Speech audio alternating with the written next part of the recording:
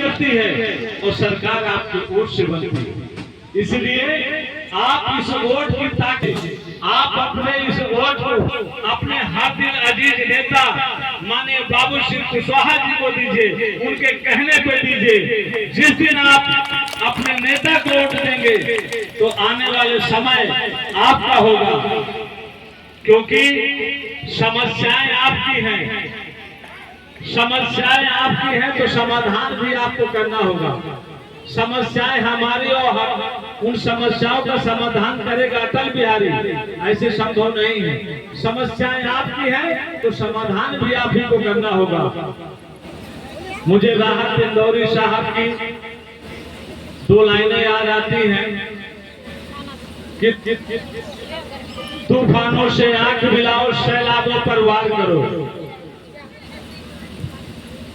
राहत इंदौरी साहब भारतीय सिनेमा में पटकथा लिखते थे, उनका नाम आप लोगों ने सुना होगा। तो उन्होंने कहा है कि तूफानों से आंख मिलाओ, सैलाबों पर वार करो और मल्लाहों का चक्कर छोड़ो, तैर के दरिया पार करो, तैर के दरिया पार करो। कितने लोगों को ये बातें समझ में आई? उन्होंने कहा तूफानों से आंख मिलाओ। अब हो सकता है कि भाषा का अंतर हो, एक तो गर्मी बहुत ज्यादा है, लेकिन थोड़ा सा मेरी 5 मिनट बात को सुन लीजिएगा। राहत इंदौरी साहब ने कहा कि तूफानों से आंख मिलाओ, जैसे कहते ना कि उधर मत जाओ तूफान आ रहा है, तो उन्होंने कहा कि तूफानों से आंख मिलाओ और सैलाबों पर वार करो। बहुत ज्यादा सैलाब आ रहा है, कहते कि नहीं कहते? तो उन्होंने कहा कि तूफानों से आंख मिलाओ, सैलाबों पर वार करो और मल्लाहों का चक्कर छोड़ो। तमाम जो हमारे बीच में आते हैं कि हमको वोट दो, हम आपको राशन कार्ड बनवा देंगे, हमको वोट दो, हम आपको कॉलोनी बनवा देंगे, हमको वोट दो, हम आपके मोड़ी मोड़ा को नौकरी लगवा देंगे, ऐसा मत सोचो, कोई कुछ नहीं करेगा।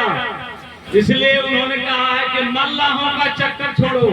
ये जो हमारे बीच में नदी को और भवसागर को पार कराने के लिए, गंगा और यमुना को पार कराने के लिए जो मल्लाह आए, इन मल्लाहों का चक्कर छोड़ो और अपनी स्वयं की भुजाओं का ताकत करके, अपनी एकता और संगठन बना करके मल्लाहों का चक्कर छोड़ो, तैर के दरिया पार करो।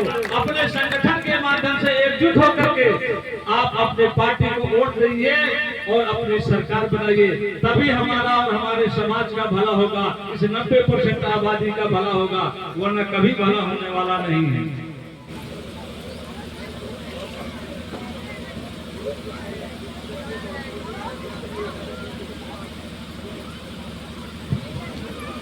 गम का नहीं है कोई खरीदार जहां में, गम का नहीं है कोई खरीदार जहां में। गम माने दो।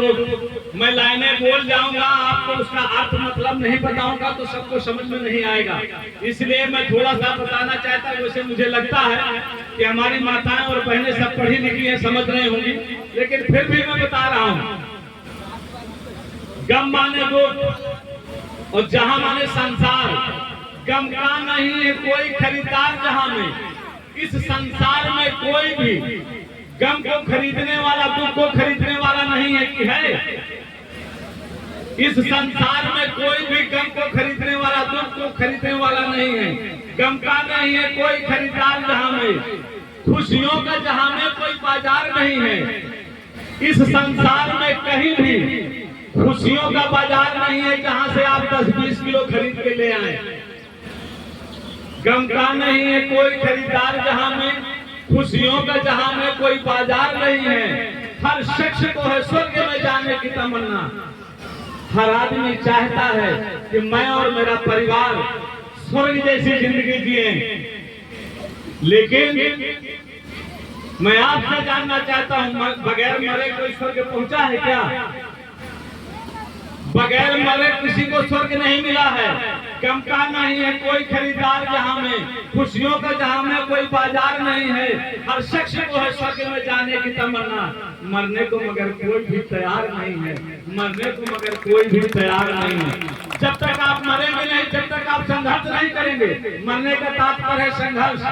तो जब तक आप संघर्ष नहीं करेंगे तो आपको शासन सत्ता कैसे हासिल होगी?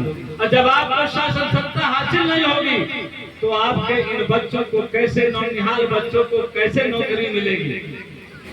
जिसको वोट दे करके जिता करके भेजते हैं